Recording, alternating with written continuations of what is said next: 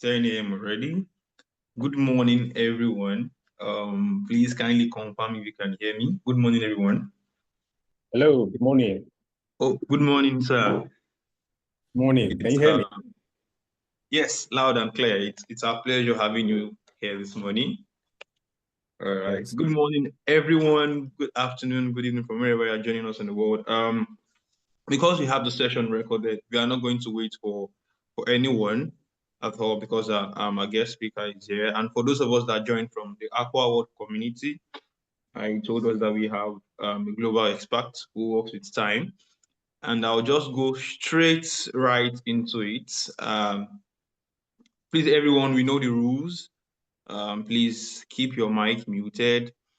And if you have any question, it will be at the end of the session. And you can also drop them in the chat box. But from now to the end of the session, we would have all our mics muted.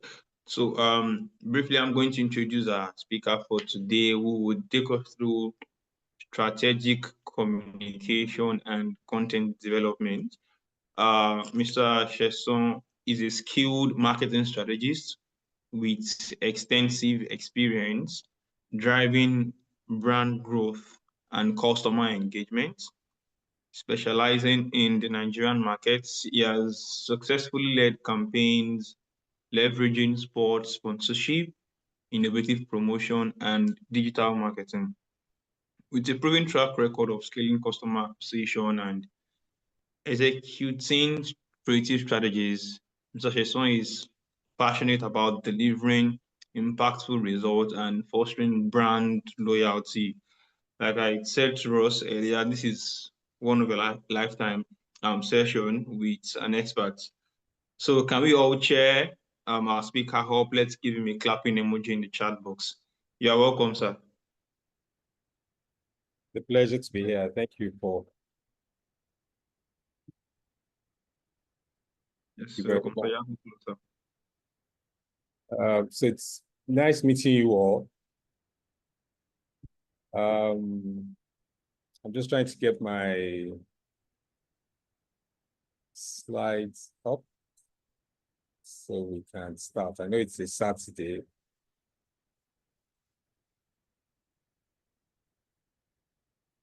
And we all also have the weekend ahead of us. So I will not take too much of it. Can you all hear me? Yes, sir. Loud and clear, sir. Okay. And we can see your screen. Okay. Okay, so can you see my screen? Yes, very clear. Let me see if I can make it into a full presentation. So is it clear now? Yes, sir. Excellent. A full presentation. Okay, so we'll just dive into it. It's really about communication, right?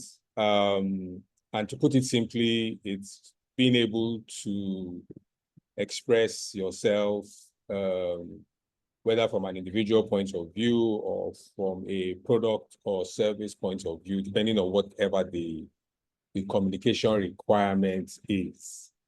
So I know there are quite a number of what you might call definitions out there.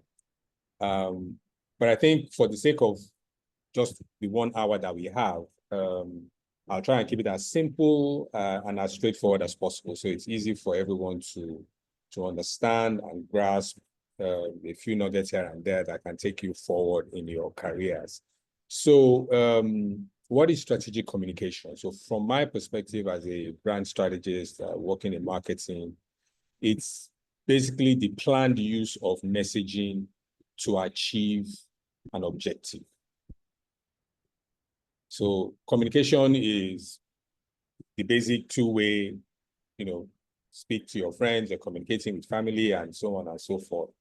But when you're talking about it from a strategic point of view, it is the planned use of messaging to achieve an objective. So whatever the objective is, You want to sell a product, you want to sell a service, you want to sell an idea, whatever it is, as long as there is a desired objective that you are looking at, then it has to be planned. And therefore, it brings it into the realm of strategic communication, which is obviously a step above just the normal day-to-day communication. So in my field, this combines tools such as advertising, public relations, and digital marketing. I know quite a number of you will probably be very familiar with digital marketing right now, since we're talking within that context. But then it's a combined use of different sets of tools. And advertising is one of them. And under advertising, you have your radio, TV, outdoor, you have your PR, which is mostly PR is in two ways. It's either it is one that is bought or paid. Bought in the sense that it is offered to you, paid in the sense that you have to pay for it, which in the context of Nigerian media, we do that quite a lot. So a lot of all you see in terms of PR communications, especially articles in newspapers and so on, these are actually paid media. Sorry, the other one is earned. So there's earned, the one you earn without paying, and then there's the PR that you actually have to pay for. So a lot of what you see in the market space today is paid media. In most cases, when it is earned, it is usually for something that you did wrong. And then everybody starts to speak about you, like the case of the Erisco tomato paste that, I'm sure a lot of people didn't even know the name of the original company until something bad happened about the product. And then we started hearing, for them, it's almost like free advertising, but then free PR, but then PR that is largely negative, So what are the key elements of strategic communication? We're talking about clear messaging. We're talking about targeted audience. We're talking about using the right channel. And then we're talking about having a desired income. Remember, we said it's the planned use of messaging to achieve objectives. So if you have an objective, say, for example, you want to sell a product or a service, your messaging has to be very clear. You have to understand the audience that you are speaking to. So in the case of trying to sell a product or service, unless you are ice cream, I don't think your product is for everyone. Even when you are ice cream, it is still subject to health consumption for some people. So there is no way your product can be for everybody. Say, for example, in Nigeria, 200 million people. So you need to understand who the audience for your product or service is, where they are, where you can find them, using the right channel. In other words, where do they get the most of their communication from? Where do they get their news? Where do they get updates? Where do they get feedback? What are the channels that they use so that you can plug into those channels? And then because you want a desired income, which is you want them to buy your product or buy your service. So your messaging has to have all these 4 elements in place in order for it to be said to be strategic and for it to be able to achieve objectives.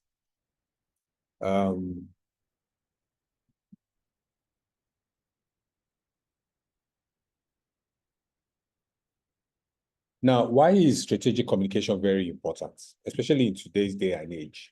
We talked about having a desired objective, right? Strategic communication for you helps to drive your brand perception, what people know, what you want to tell people about who you are. So if you are strategic in the way you communicate, this will help you drive the kind of, the perception that you want people to have of you in the market.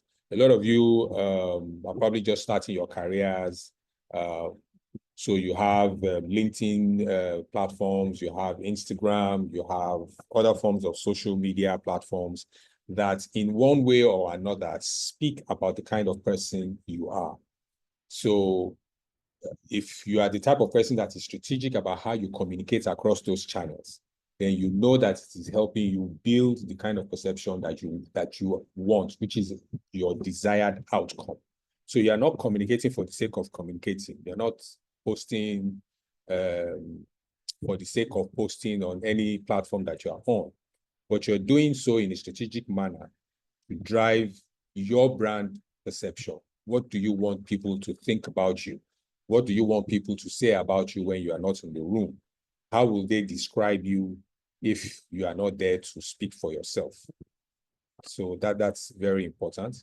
It helps you build engagement and loyalty because you want to be seen to, especially in this day and age, you don't want to be the kind of person that is seen to just be speaking to, just talking, and you're not doing it in a way that is engaging, or you are not seeking engagement, right? If you don't have an engaging, strategic type of communication, your loyalty levels will be very low because people are not able to have a two-way relationship with you, to have an engaging relationship with you, which is why you see a lot of brands these days very engaging on their social media platforms. So we've gone beyond the stage where anytime you have an issue, you have to be looking for a phone number or trying to reach them in an office, or all the inconveniences. Now you can just go under their handle and you get a response, at least for the ones who take it seriously, who see the strategic nature of those channels and the need to build engagement and loyalty. You will always get feedback on those platforms. And like we've said in point one, it influences consumer behavior. Because you are strategic about the way you communicate, you are setting up your listeners to act in certain ways. So if we had a more robust session, we can be talking about things like call to action that comes with the kind of communication that you put out. But I'm trying to have this conversation in a very general way. So if you are not within the sales or marketing fields, you are still able to understand why strategic communication is important to you. So strategic communication influences consumer behavior. A lot of our behavior today is being driven by what we consume in the media, right? We have a lot of people who host seminars, podcasts, advertising that is being directed at you. All of these are all forms of strategic communication, which is designed to influence the way you behave, right? And then ultimately, it helps in differentiating you because you have given them the perception of who you want to be. You are engaged, you have engaged, and you have built a loyal following. You have been able to influence consumer behavior, and this is what then stands you out from others. So product A, Mr. A or B is able to then stand out if they are effective in the way they communicate from a strategic point of view. I like to use this example when I speak about why advertising and branding is important.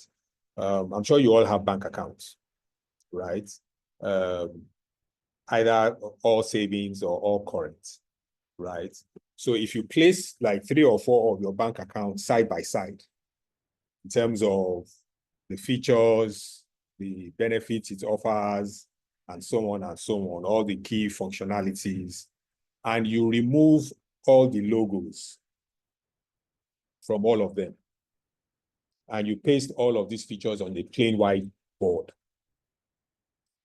you will be hard pressed to differentiate one brand from the other, because they will probably all end up looking the same, because they offer the same product, they offer the same service, they offer the same interest rates, they offer the same, and they all come with the same problems, right?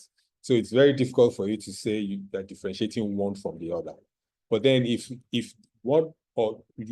then go further and look at your new generation banks, the OPays, the PalmPays, the Kudas and all the rest, PiggyVest and so on, who then try to create a perception of difference from all of these other ones by sticking to doing one thing very well. So your PiggyVest has differentiated themselves by saying they are the ones that help you save money. So they build their application, they build their service around helping you to save money by offering you different saving options, by offering you different rates for different durations of savings and so on. OPay differentiates itself by being the fastest in terms of transactions. You can receive money in an instant. You are not waiting for an hour or two and all of that. Well, network permitting, but you get the drift. It's important for you to use strategic communication to help differentiate you as a brand. So we now drill down to each of those features that we talked about, and we start with trying to understand your audience. So in order for you to be able to communicate effectively and strategically, it is very important for you to understand your audience. You know, I cannot overstate this, because what I've learned all through my career is you can have a lot to say and be saying a lot, but you are saying it to the wrong people and you are not getting the desired results. So it is very, very important for you to understand your audience. Who are they? What age brackets do they fall into? What are their interests? What are their habits in relation to the product or service or agenda that you want to sell? And then what do they care about, especially in relation to what you want to offer? It's very important that you have this understanding. Back in the day, we used to do things like focus groups, in-depth analysis, especially when we were designing products. So you don't just launch a product for the sake of launching a product or because your competitor launched a product. You want to understand the consumer pain points. And for you to even begin to understand that, you need to understand who your consumer is. So when you're now designing your product, you're designing it in such a way that it meets those needs. It meets certain gaps in the market. So without understanding your audience, you can't even begin to design your product in the first place, right? And then you need to understand where they consume content. Where do they consume content? Are they digital natives? They are strictly online, so they don't have time to watch TV or listen to the radio. They probably spend a lot of time indoors, so your billboards are probably useless to those kinds of people. Or they are outdoor type of people because they work. The nature of their work or their lifestyle means that they have to be outside a lot. So if you're communicating with those type of people who have specific patterns to their lives or where they consume content. When we were younger, it was mainly newspapers, right? Before the digital age, it was radio, TV, newspapers, and billboards, right? I'm not saying those things don't have their uses today, but compared to, say, for young people who are digital natives, a lot of that will be so you want to sell a youth product to a youth audience that is primarily on their mobile phones, and you're spending a lot of your money advertising on TV, for example, or on radio, where they don't even own transistor radios. Even though they have radio applications on their phones, they're either listening to iTunes or Spotify, which provide ad-free services, right? So there's a very, very important need to understand where your audience are consuming their content and how do they communicate, right? So I use the example of the betting audience in Nigeria, which is in the industry where I am currently offering services. So we see a lot of advertising across different platforms. And that is because they've been able to understand where their audiences are consuming content. So if you're watching football matches during the Premier League on DSTV, for example, or any of the cable channels, you will definitely run into gaming ads during those programs, because those are the only channels that is available for you to consume live EPL matches, for example. A lot of their consumers spend time outdoors, so they make sure that in an outdoor space, they have as much of those assets showing their adverts, either digital boards or static boards, or even when you go to shopping malls, you see their communication there. And that is because they've been able to understand where to capture their audiences. And you see it for other products and services as well. I'm sure there are more piggy-vest ads on digital platforms than you will see on traditional boards. So you will hardly see a piggy-vest billboard, for example, but you will run into hundreds of Google ads that's being pushed by piggy-vest, because they are targeting digital natives. That is where the chunk of their audience is, because they are not going to be communicating to a 50, 60-year-old that is already at a time in life where they've already accumulated savings, or they are set in their ways. So they don't really see the benefit of now having a digital application that helps them save.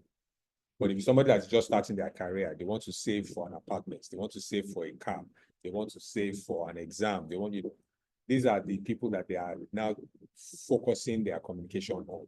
So they communicate through a channel where they know that their audience consume content, right? And they probably paste their ads around stories or content that is that they know that their audience are listening to. So you run into them when you're binging on music ads on YouTube, when you're binging on music on YouTube, for example. Same goes to the betting industry as well. Or you watch a lot of football on YouTube, you will definitely run into their ads while they are there. So it's important that you understand your audience so that you know what to communicate, when to communicate, how to communicate, and where to communicate. Very, very important.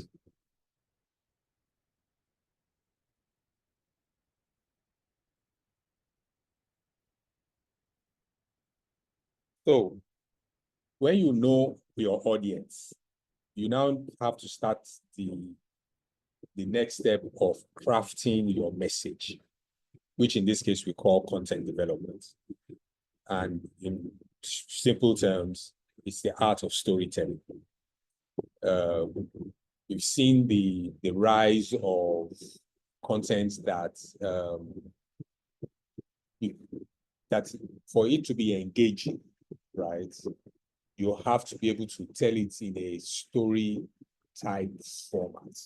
And I'm not saying the story of, oh, there's a beginning, there's a climax, and there's an ending. Yes, all of that is important when you're crafting your content, but not storytelling from the point of just wanting to tell stories, right? But what are the things that help your content become, the word we use today is sticky or viral or engaging, right? Your content has to be able to capture attention, right? So there must be a hook. It could be visual, or it could be humor, but there has to be a hook. And this hook comes from you understanding your audience, right?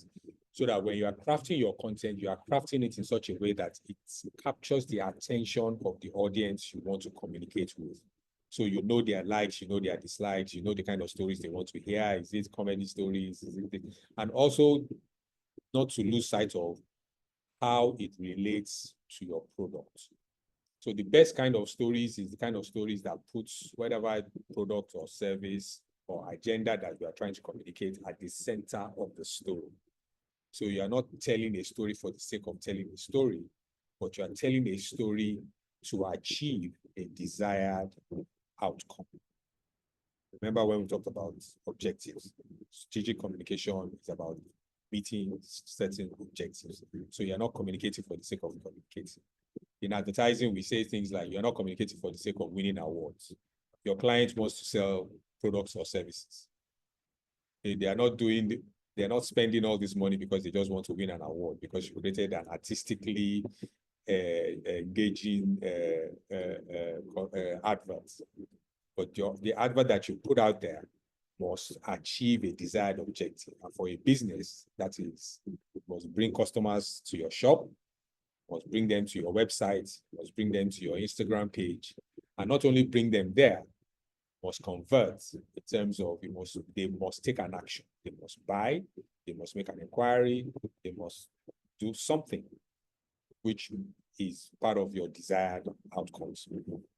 And then your content creates emotional connection.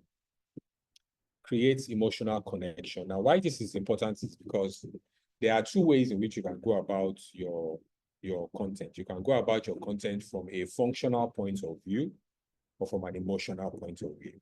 Now, where emotional connection has a higher advantage is because functional benefits can be easily replicated. So you're not going there saying, I am bank XYZ. I offer you 5% interest rate. I can help you save your money. Nobody will come and steal it. And blah, blah, blah, blah, blah. And then brand B comes and tells a story about how banking with bank XYZ helped save their home, save their life, helped pay for certain bills because they didn't have to worry because the interest rates were great. But then there's an emotional connection in the story being told as opposed to just sticking to speaking about functional benefits. Functional benefits are easily replicable and does not stand you out. Remember my earlier analogy where I talked about putting like 5 of the current banks on the table, remove their logo, and because they are all pushing from a functional point of view, all of them tend to look like one another. So the only difference in them is the color of their brand and the color and the shape of their logo. But in terms of service, they are all the same. I hope I'm able to engage and I haven't lost anyone at this point. Because I'm speaking on Zoom, there's a tendency for me to feel all alone here. So it would be good to see a few comments. Yes, sir, we are following you. We are following you, sir. Excellent. So, content development is such that it must deliver value, right? So whether it is entertainment or information that is being passed, it must deliver value. Remember, we said strategic communication is about meeting certain objectives. You're not communicating for the sake of communication at this point. If that is the case, then we're talking in the realms of conversations, but we're talking in the realms of strategic communication. So your communication must deliver value. We see a lot of content these days, especially when you go to certain brands on social media who try to be more, especially the health brands. They rather than focusing on just pushing whatever health product that they sell, they give a lot of health tips, cooking tips, how to cook healthier. They give information about some new thing that has been developed or going on in the community that also relates to the industry or the product or service in which they are either communicating about or trying to sell or whatnot. So they offer information that delivers value. Now, like I said, you are communicating for the sake of a desired outcome. So your communication must encourage action. Your communication must encourage Sure. So yeah, There's a bit what of does feedback. the Mute your mic, Hannah. what is the Okay, so we're talking about encouraging action. So there's a technical term for it when you are designing your communication. What is your CTA? A CTA here stands for call to action. So you have finished saying all the fancy things that you want to say. What is the call to action? Buy now. Click here. Share now. Go to and do XYZ. You must, your communication, because it is strategic, must encourage action at the end of it. So you are not communicating for the sake of telling a story. You are telling a story that delivers action at the end of it. And that is the action that is measured against the cost of what it took to get that communication out. So you spent 100 naira and 10 people clicked your website, right? So your what you then call your cost per click is then the 100 naira divided by the number of clicks that your website got. So if your communication is not encouraging action, it becomes very difficult to measure the effectiveness of the communication that you have put out there, right? There must be an action. Come into our shop. So you are now measuring, since the time that communication went out, how many people turned up in your shop. And when people turn up in your shop, you can drill down further to ask questions like, oh, where did you hear about us? So that you can then go back and check whether the place that you placed that communication was effective. Because if 10 people walked into your shop after your communication went out, and 6 of them said it was somebody that recommended it to me, it was a friend that recommended it to me. So that is word of mouth. And then you primarily place that communication on TV. Yes, you can extrapolate to say those 6 friends saw the ad on TV and then recommended it to those ones that then showed up in the shop, right? But then there will be those who said, oh, I saw your ad on such and such. I saw it on Facebook. I saw it on Instagram. I saw it on TV. And that is why I'm patronizing. So it is important for your communication to encourage action, which you can then measure. It's like a feedback loop. You can then measure from the outcome to understand where you place that communication that worked best. Okay? So very, very important. So whatever format that you are using, text, visual, so using video, or if that's a podcast or an audio or whatever, your story that you have created from a strategic communication point of view must deliver action. Very, very important. Now, how do you develop a content strategy? Now, content strategy is important because it helps you focus, right? I'm sure if you go on if you go through the feeds of some popular brands, for example, you will be hard pressed to see the strategy behind the content in which they are putting out. So it's all sorts of things all over the place. So today they are talking about health. Tomorrow they are talking about I don't know, elections in the US. Next thing they are talking about what is going on in China. And then the week after that, they're talking about the economy of Nigeria. You know, it's neither here nor there. And when you are neither here nor there, it's very difficult for you to have a following, right? Because you're trying to be, or you are what they call chasing trends, or chasing fads, or you're jumping on the next exciting thing because that's what every, I remember we went through a phase where hashtags were the in thing. I'm sure it's still important, but I think we've grown beyond that a bit now to understand the nuances beyond those hashtags. But you cannot build a brand or build a product or service or build a perception if you don't have a strategic way of developing and pushing out your content. So you start with defining your goals. Remember the definition that we said, having strategic objectives, having your communication leading to a strategic outcome. What are you trying to achieve? You need to define that goal. You want to sell X number of products and services to mothers who are having their first baby. You want to sell exam training materials to students who are doing YEC for the first time. You want to sell a hair product. Anything you want to sell a service. You are a great mechanic or a great plumber, and you want people to call you to patronize your service or buy your product. What is your goal?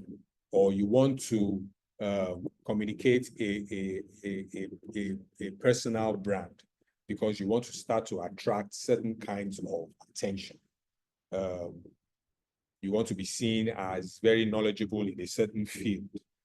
So your goal is for you to be seen as a subject matter expert. So you must be ready to define that goal, because that is what will drive the kind of content that you're going to be putting out there to achieve a desired outcome. Next thing is identifying your audience. Who are the people that you need to speak to? Who are the decision makers when it comes to the product or service you want to sell? Okay, your product is a baby product, but the baby is not going to be the one to decide whether I'm going to use powdered milk today or liquid milk tomorrow. No. You want to sell a baby product, but your audience is the mother, right? So it's very important to identify your audience. Who are the key decision makers when it comes to deciding whether to buy your product or service? You want to sell a house. Who is the breadwinner in the family? Who is going to be the one to pay the big check? So when you are a marketer working for a real estate organization, you are looking for decision makers when it comes to the kind of product or service that you're putting out there, right? And then you choose the right platform. Newborn baby product is for the mother. You are targeting the mother. Where does the mother get the bulk of her content from? Does she read newspapers? Does she watch TV? Does she listen to the radio? Does she spend time outdoors a lot? Where is she at any point in time, so that you know what platform to use and when to put it out? Now you begin to craft your message, because you have identified your goal, you have defined your goal, you have identified your audience, and you have chosen the right platform that you want to communicate. So you want to communicate a baby product targeted at mothers who are having their first baby. And these women, because this is their first baby, they spend a lot of time at home watching TV. What programs are they watching on TV? They are watching Africa Magic, right? They are watching cooking shows on YouTube. They are watching how to raise a toddler on YouTube. So you craft your message and then place it on the right platforms, right? In order to then get to the people that you have identified as your audience. And then your content calendar. When should your content go out? Now you can see that I'm talking beyond the scope of having your content calendar from a digital point of view, right?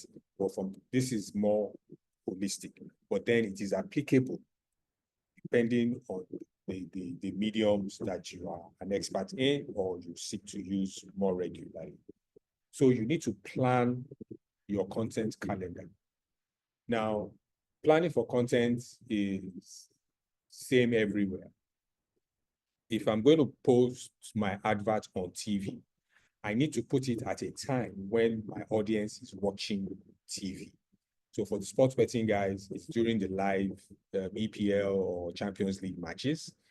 Their communication must be there, because that is where their audience is. Every Saturday, Sunday, from 1 p.m. to 9 p.m., you will find them either at home or in the bars or somewhere watching live matches. So you place your adverts there. For mothers, they are watching African Magic, and they are watching from X hour of the day when they've been able to, either the kids have gone to school or the baby is resting. So they have a bit more time on their hands. So if they're not cleaning the house or cooking, they are watching TV. So you place your advert at this specific time when they are watching TV. The same thing with radio. You hear most adverts being placed during what we call drive time. Now, drive time for radio is between 5 a.m. in the morning and 9 a.m. in the morning. That's when everybody's going to work. So they are in their cars and their radios are on. They are listening to the news. They are listening to whatever it is that is being played on the radio at any given time. So you see a lot of advertising being placed around those hours. The next one is your 4 p.m. to 9 p.m., which is also a peak drive time when people are doing what? They are going home. So you hear a lot of adverts being placed around that time. So the same thing goes for the digital space. When is the best time to post your material? Right? There are people who, the first thing they do when they wake up in the morning is go through their socials. So if your audience is those kinds of people, you need to make sure that your content is placed at a time when they wake up in the morning and they switch on whatever medium that they watch. Your advert is placed in and around those periods, right? Or you are targeting based on interests. So when does certain content come up on socials, so that my ad or my communication will also be placed in and around that time when the people that I want to speak to are engaging with the content. Okay? And then you have to measure, and measure. We're in a digital age, so it's so much easier now to measure. Either you're measuring offline or online. Right? Online is a lot easier because there are now quite a number of matrices, quite a number of KPIs that are being built into a lot of all these applications that we use. For example, Google, where you can measure click rates, download rates, and so on and so on. Now you have platforms like Instagram and the rest who show how many people view your content as against how many people engage. So if there are higher numbers of views as against higher numbers of engagement, then you know that if you are looking for views, then you are fine. But if you're looking for engagement, because you have been able to measure and see that there's a gap here, then you now do what? Seek to create content that drives more engagement. Okay? So it's important that in developing a content strategy, you define your goal, identify your audience, choose the right platform, craft your message accordingly, plan your content calendar, whether it's offline or online, and then measure always for the sake of improvement so that you can constantly get better and better and better. So we talked about the art of storytelling. We talked about how to understand who you're speaking to and the likes. Now, what is sometimes lost is the power of simplicity and clarity. You know, we say we Nigerians are very loquacious people. We like to you know, talk and use big words and you know, to create an impression of intelligence or you know whatnot. But then there is a lot of strength in simplicity and clarity. Very, very important. One of the rules that we use in outdoor advertising, for example, is you should not have more than 7 words on a billboard advert. whatever message you want to sell on a billboard outdoor should not be more than 7 words. Now, the reason is you have a very short window, because the people who are looking at your billboard are in motion. So you have a finite number of seconds in which to grab attention, communicate your message, and encourage an action. So in order to do that, we've seen a case where, I mean, you see a billboard that will have, it's almost as if they put a whole press release on the billboard. And you're wondering, how on earth are they expecting people to grasp all of this message in one pass, right? So the more effective use of communication on that channel is simplicity and clarity, especially now in the digital age where our attention span is getting shorter and shorter. Now we've seen where content is moving more towards video content, right? Because number one, that helps you grab attention within the short space of time that you have, and you're able to quickly say something or show proof of something. So we're tending more towards video content in order to be able to say a lot within a short space of time. But then there is still the power of simplicity and clarity, even in that short space of time, because attention span over time has been gradually reducing, right? Because there's so much going on, you have very little time that you use to focus on any one thing. So it's important to keep your message simple and for it to have clarity. So be clear in whatever you are saying, in whatever posting or communication that you're putting out there. So it's one message. Whether it is you want them to buy, or you want to offer a service, or you want to speak about yourself in such a way that they engage with you. Keep your message very clear. Keep it one message per anytime that you are communicating. So you are going to put a podcast, for example. Your podcast should be focused on driving one message. And then you can have multiple series where you then speak on another message the next time, and then another message the next time. But don't try and say 10 things in one shot. One message per advert or per communication that you're putting out there. Be concise, right? Now we have all sorts of applications that help us to improve the way we write. We have Grammarly, you have ChatGPT that even helps in breaking down communication even further. Numerous AI tools that are now being embedded in some of the writing tools that we use, which helps you have a more concise and clear communication. So you're writing a letter, you can edit it to use less words, but then still drive the message that you want to drive. Even writing a simple email, right? You don't want to now try and say so much in an email. So for example, you're putting together a marketing document that you want to share with the board. And your marketing document has to go through an entire process to capture so much. But you're sending the communication to people who probably only have time to read like one page. And even that one page must be not more than 200 words, right? So yes, you have your full document, you've done your research, blah, blah, blah, blah. You've put everything together. But because you are sending that message to somebody who has a very short attention span to focus on basic details because of either the level of authority they have or whatever it is at that point, you create what you call an executive summary, which is the summary of the 100 slides that you have attached to your email.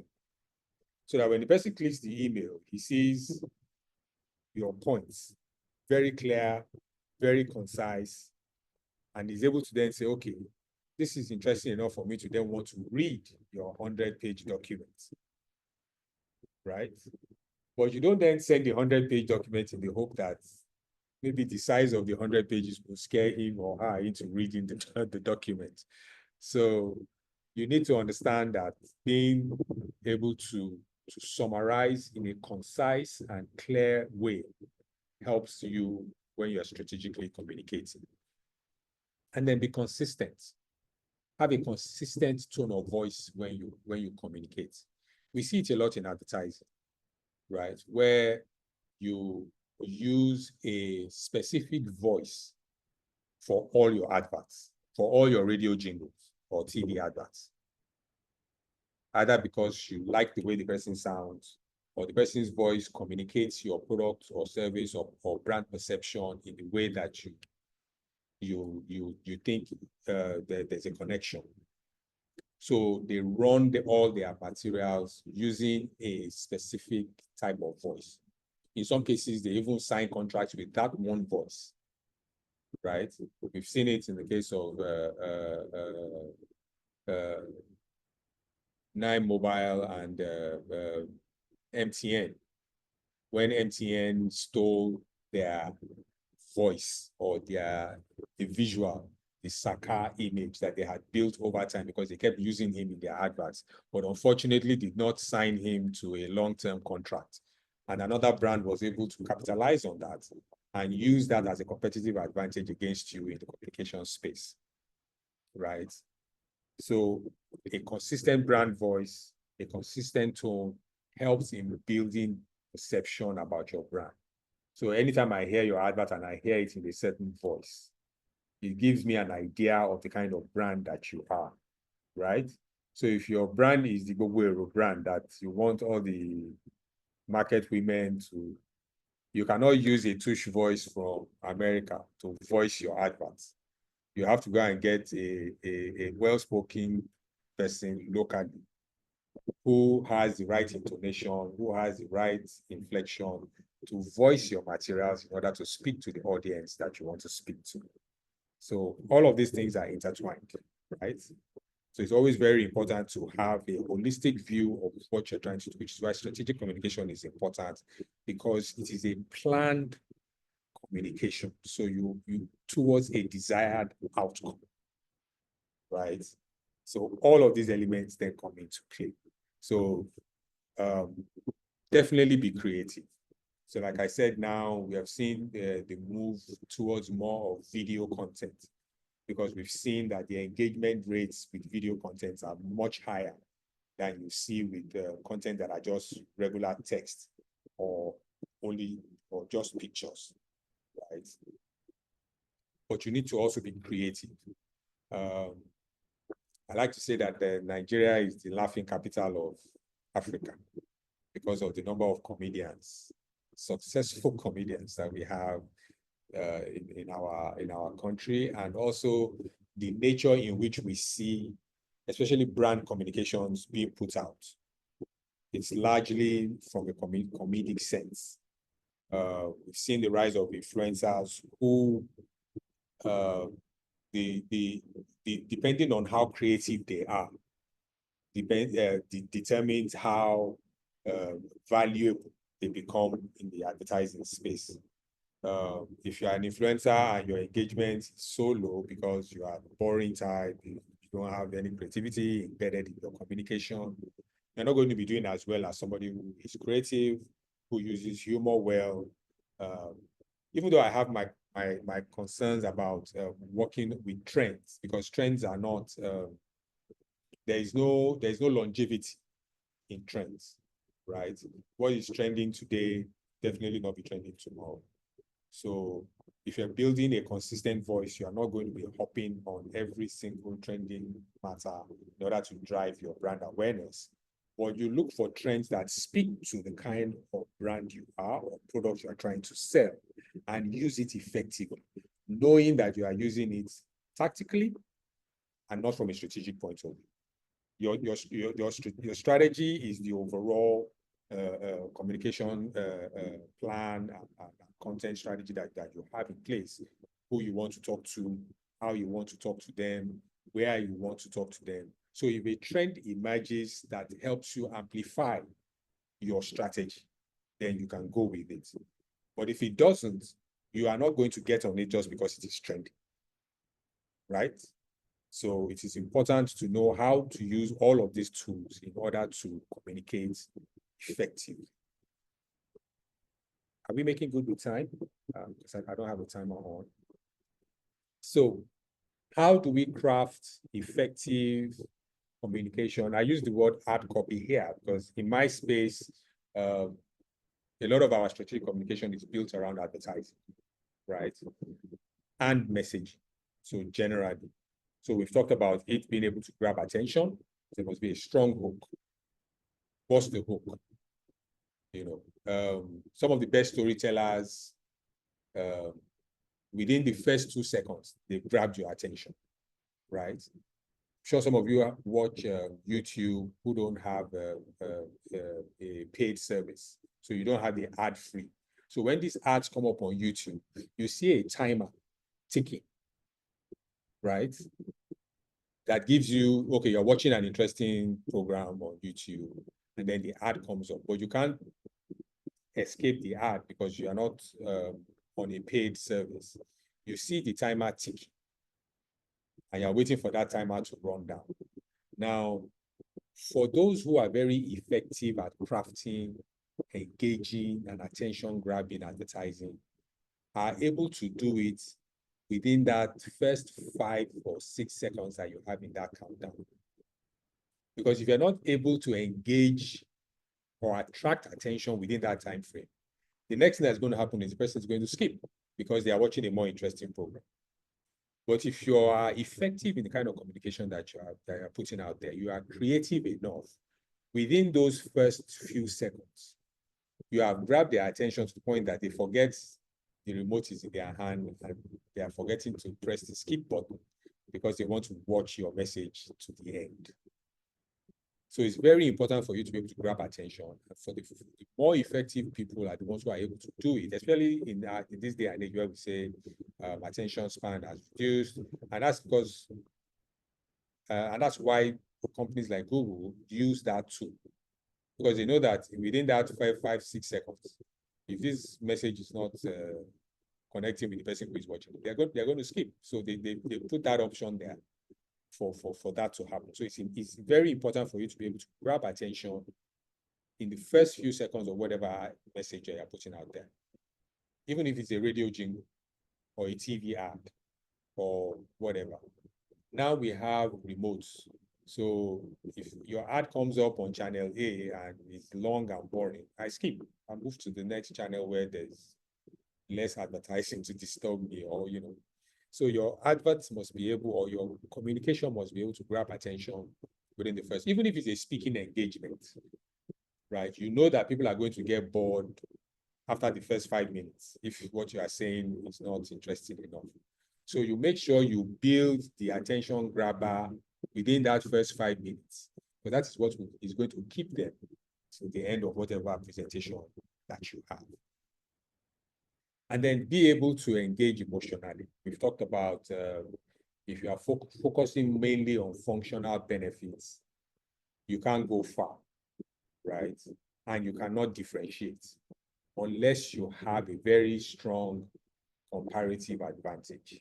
Comparative advantage here means you do one thing functionally better than others. So you are the one that maybe because you have a deep pocket, you can offer the most discount, so your product is the cheapest, right? So you don't need to emotionally connect with anyone. Just tell us, I am the cheapest in the market. Anywhere else, their price is higher than mine, so buy from me, right? But when you are not the cheapest, so we have seen in the case of Dangote and NNPC, now fighting for the share of pocket of the consumer.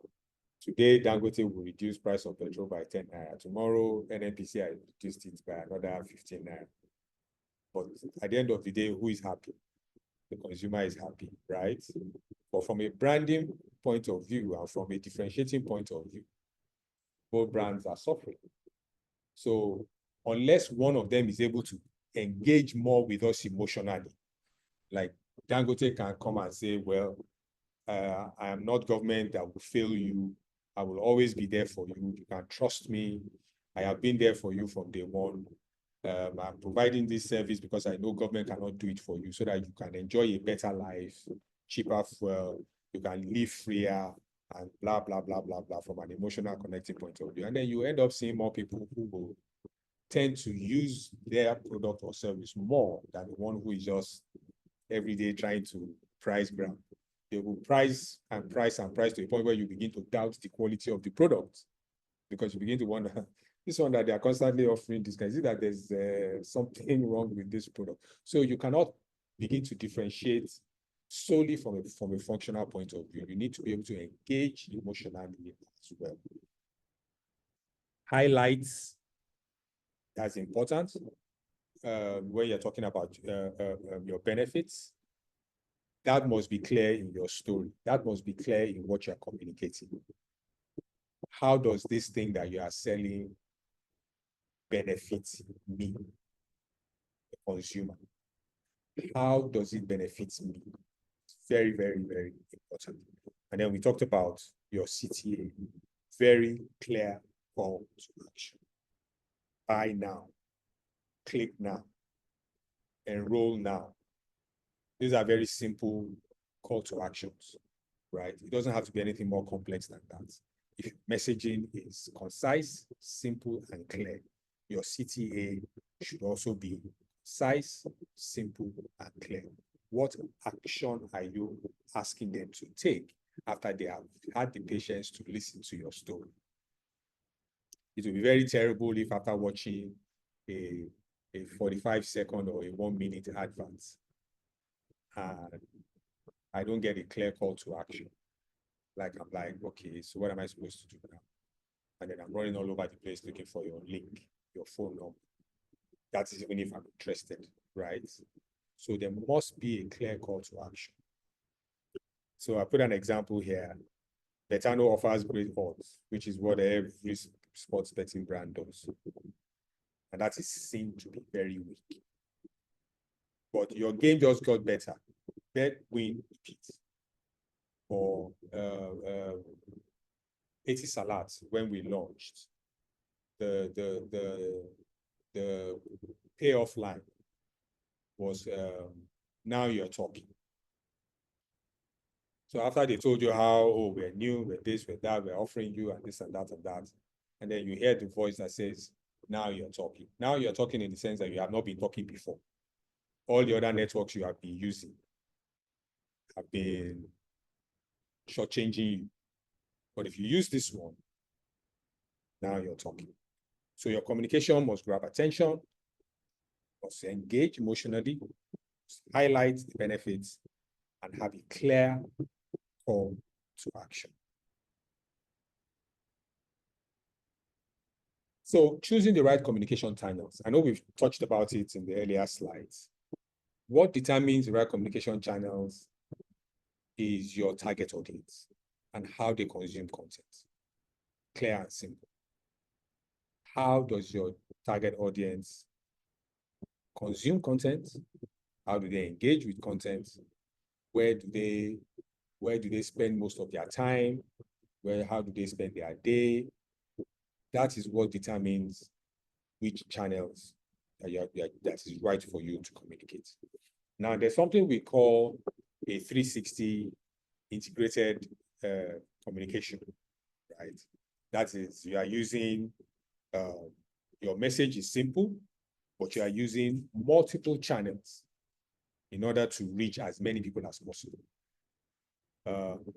So government agencies, for example, or brands that have a national perspective and have a usage that cuts across different sectors or segments of the community. And because of such a wide audience, they are all using different channels to communicate or to engage with content. So you want to speak to your digital native, who is your average 12 to 21 or even 25. You are looking more through digital channels, social media platforms, messaging apps such as your WhatsApp and SMS that has been there for some time, because this is the only way you can reach these guys, right? And then we talked about the mother of a newborn baby who spends more time at home than outside because she's raising a toddler. So they are either on TV or listening to radio, if that is their preference. So you ensure that you are putting your communication in those channels, if that is your target audience. You're speaking to people who spend a lot of time outdoors. Say, for example, you work for a company that manufactures engine oil for cars. So your target audience are drivers who spend the bulk of their time on the road. So you are placing the bulk of your materials on roadside communication channels, billboards, whether static or digital, filling stations, because that is where they buy fuel. We have mechanic shops that are well structured. These are also channels of communication for that specific audience. Now we have the influencer community, the influencers and then community marketing, where you have somebody who has a lot of influence, has a lot of following. You know, we see that in the social media space. Somebody who, by mere word of mouth, can recommend your product or service to a certain community. You know, not all influencers are influencing for mass markets. They have their communities, they have their audiences, they have the people who follow what they say. We've seen the phenomenon that started with Big Brother, when they started attaching community names to some participants, and they built a following, right, which they were able to transcend into a commercial space to become influencers and used it to be, you know, becoming very popular, very wealthy in that regard. So it's important for you to know your audience, right? I always like to use the analogy that in advertising, in marketing, in sales, there are two constants. There are two constants: the product and the audience, right? So everything you do is to be able to get the audience not only to know about the product, but to take an action regarding the product. So your product and your audience. And of these two, the audience is the key, because you can't even design your product without having the audience in mind. And you can't begin to communicate your product without having the audience in mind. So it's always good to be able to, when you break away from all the noise of the big words that we use in advertising and marketing these days to try and explain very simple things. It's about the product and the consumer. And everything you do in between is trying to let the consumer be aware of the product and then take an action regarding the product or service. So in understanding your audience, it's not only just understanding them from the point of view of what they want, what they need, but what they buy, how they consume communication, and so on and so on. Because it has a lot to do with how you then communicate your products to them, and then the action that you expect them to take regarding your product or service. So whatever channel that you are using, always have this at the back of your mind. So this is just a simple way we have been able to help this brand to reach a wider audience. So in understanding that their audiences were largely sports fans who love football, one of the when we did a consumer tracking some years ago to try and understand the passion points of Nigerians. First was religion, second was football, and then music. Now, music, I think music, religion, and then football. But from a brand perspective, it's music and football because brands obviously don't play in the religion space. So understanding that that is where their audience were, we now needed to understand how do they consume the football and the stories around it that they appreciate. So it's understanding that, oh, they watch the EPL a lot, they watch the Champions League a lot, so we need to communicate on those platforms, right? They follow podcasts, they follow podcasts. These guys that speak a lot on the commentators, pundits, they follow all those kinds of people. They follow tipsters who understand the odds and the numbers and so on. So we place ads in and around all of those people. And then the communication is very simple. Use our product. When you want to place your bets on football, use our product. Nothing more complex than that, right? And then we come up with different kinds of engagement tactics. So there are predict and win games. So if you go on social media platforms, some of these betting companies, you see where they have, in order to engage, you have a lot of all the predict and wins and so on. And then VIP watch parties or even regular watch parties. For example, now Betano is offering an opportunity to go and watch a live match in the UK, you know, focusing on the ecosystem that benefits the consumer, right? Because they've studied the consumer, they've understand how they consume their product, they understand how they consume their service, they understand how they consume the content that is built around it. So they make sure that all their advertising is built around all of these platforms. So if you go on TV and you're watching an EPL match, you will see a sports betting ad. If you go on your mobile phone and you are reading sports news, you will see a sports betting ad. If you go on social media and you're the type that engages or follows a lot of sports content, you will definitely see the sports betting ad. So that is how strategic they have been in terms of mapping out their content, mapping out the channels in which they communicate. So strategically, their communication is desired towards achieving an objective, which is for you to come on the application and use the service. So how do you measure success, right? And then improve your strategy. So you look at different metrics. Digital metrics is always the easiest one because, like I said, a lot of all these applications now have ways in which you can track and then different KPIs that you can also track. So you're tracking clicks, you're tracking downloads, you're tracking engagements, you're tracking shares, you're tracking comments, you know, all of that is there. Importantly, is the conversion. So yes, they engage, oh, they laugh at your post because it's funny, but did they buy your product? Okay, did they buy your product?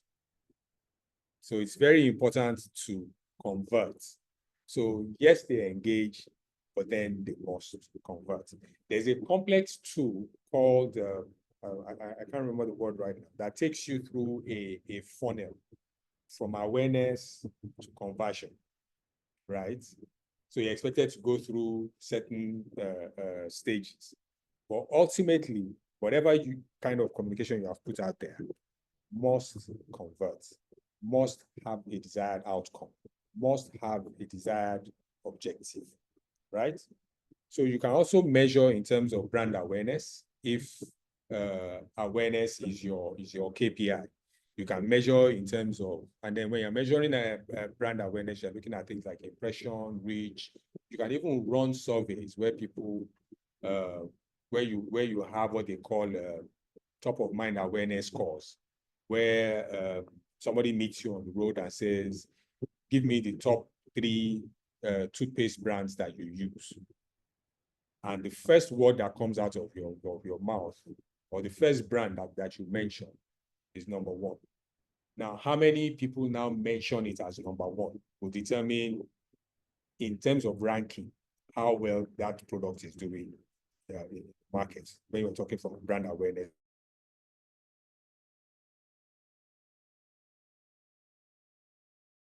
Reach.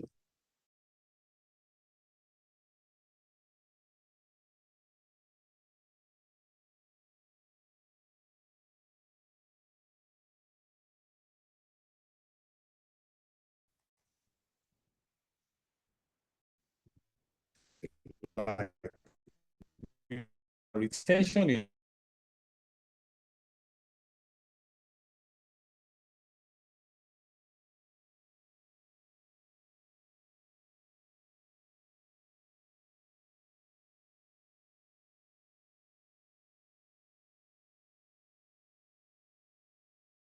Okay, hello everyone. I think so you are muted. You are trying to speak, you're muted. All right, we are almost at the end of it. Thank everyone. I think our speaker is muted. And so far, I believe we all have been enjoying the session. Yes, it's insightful. Yes, Tuka will join us back soon. Then this is just to remind us that so we took some screenshots of those that joined us early.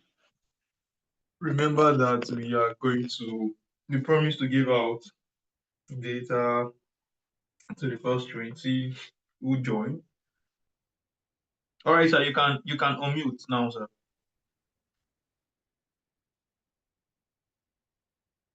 So I'll be announcing the names. Or not before 11:30 would round up. I'll be announcing the names. Then I'll tell us the mode of retrieving your data. So I believe we all have learned a lot about content. Like I said, it's not just an Aquaworld thing. It's for every member of the organization to develop a capacity. So if you were coming here to learn about marine conservation, then you're probably wrong, right? Remember, sorry I told guys. everybody. Okay, welcome back, sir. Welcome back, sir. Yeah. I wanted to change my service provider because it started to fluctuate. Okay, all right, sir. So yeah, we have a few more minutes. So it's interaction time. Great. So I hope I've been able to engage you guys, because I'm speaking to an online audience. So it's always good to know that the communication is being passed and you guys are receiving it as you should. So I'll go back to my presentation. Let me share my screen again. Can you all see? Yes, sir, we can see it. Excellent. Yes, sir, we can see. Thank you. Okay, thank you. So we are talking about measuring success and towards improving your strategy, because measuring your success or otherwise it's like a loop. You take an action, you check how well you're doing, and then make improvements, take that action again. So it's a constant loop of checking and making sure that you are communicating effectively, you are communicating to the right people, and they are hearing the right message. I mean, I've seen instances where a research was done and people were asked about certain brands. And every time they showed the logo, people would mention another brand, right? So this other brand is in their memory space, but they keep attributing it to wrong imagery, right? So it's like when we talk about category leaders like Gala, for example. So if you make your own sausage roll now and you put it out there in the market, the guy who is selling it will still sell it as Gala, regardless of whatever name you call your own brand, right?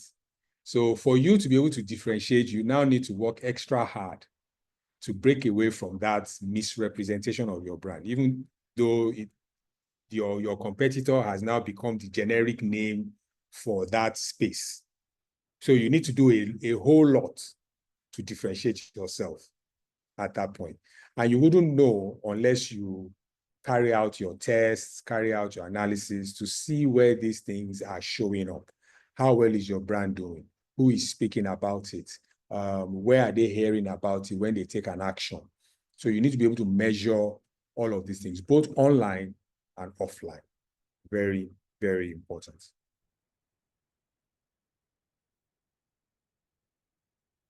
So final takeaways, like I've said, I'll try to reiterate it in these 4 key points. The right message to the right audience at the right time. The right message to the right audience at the right time. That is strategic communication.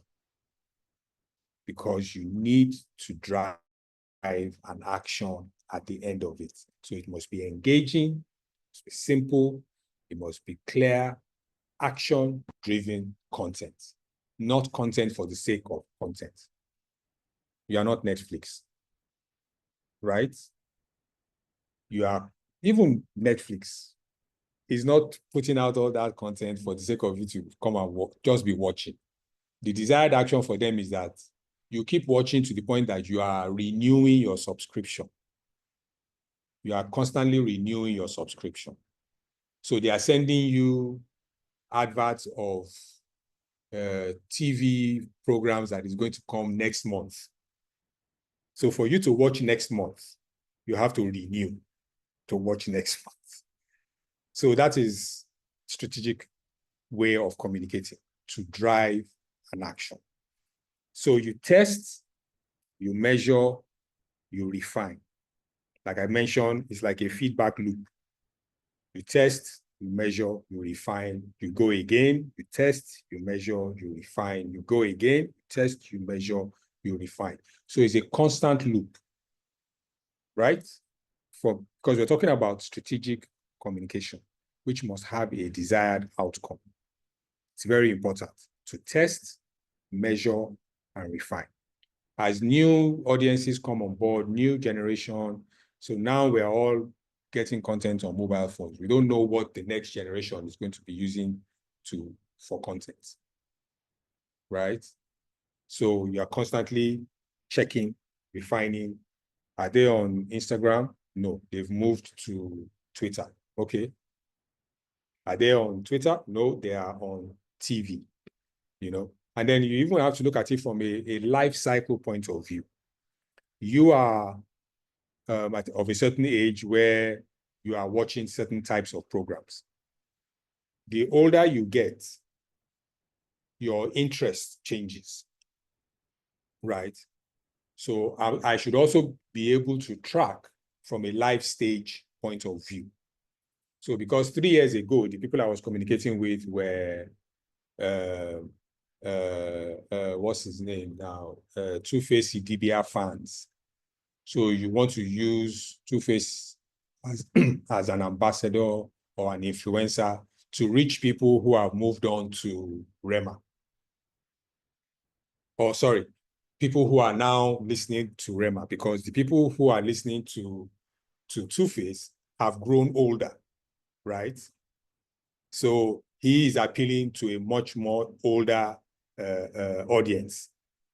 But because he's a music star, you think, oh, maybe if I want to target the 14, 15, 16-year-olds, I should put Two-Face because he was very popular in my own time.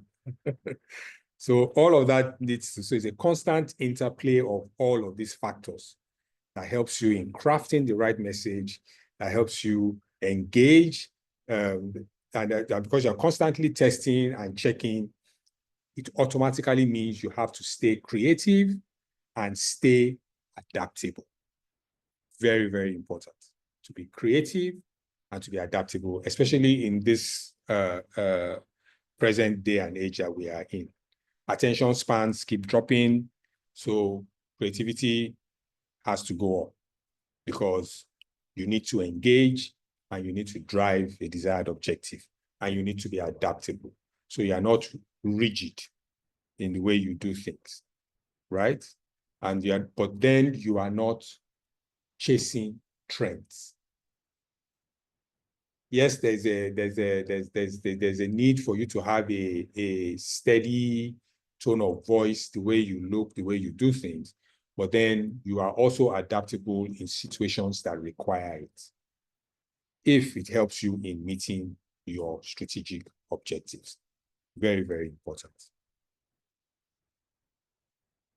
So there we are, guys. I think I went over time a bit by 25 minutes, but I hope the conversation was engaging enough.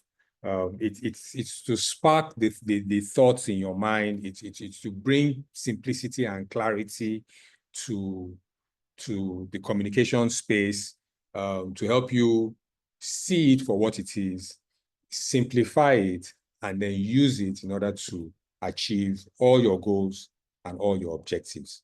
So thank you, guys. Thank you very much, sir, for the wonderful session. Can we all appreciate our guests in the chat box? For those of us who had waited, guests speaker in the chat box, let's give wonderful comments. Thank you so much, sir, for this wealth of knowledge that you have invested in us. And so for those that joined, you would see that it is not just just not for the organization, right? It's for our personal development. And like I told us earlier, we are having a session with a global expert, and you saw that all of the scenarios are not, oh, I read this somewhere, I saw this somewhere. These were approach that were practiced, giving us physical examples, right? Especially in Nigeria. And you saw the examples, the real life experiences. And I'll tell you this. I want every one of us to take advantage of this session, because if you know how much it costs, if you are to book a one-on-one session with a marketing expert, maybe you'll be able to cover for 30 minutes as a young person. Maybe you can try, save up for 6 months and pay for 30 minutes, not to talk of 1 hour. And most times when we have expert on session and we give them 1 hour, they'll just have, I'll just do 40 minutes and leave, right? But he went ahead as going extra 20 minutes to see that the information is well delivered. Thank you so much, sir. We appreciate the time. I know some people had to drop off because we had some drop off along the line. They would catch up with the recording. So for as many that have been asking for the recordings, yeah, we'll make them available. And so we have some questions for you in the chat box. One Yes. from Busari and one from Adeleke. Yes, so AppCon and NBC flagged down adverts for some reasons, and also defamation lawsuits by competitors. How can we avoid all this in our content development for our ads? Okay, so this is important because of the kind of laws that are being, not like they are new laws, but they are now being enforced and implemented.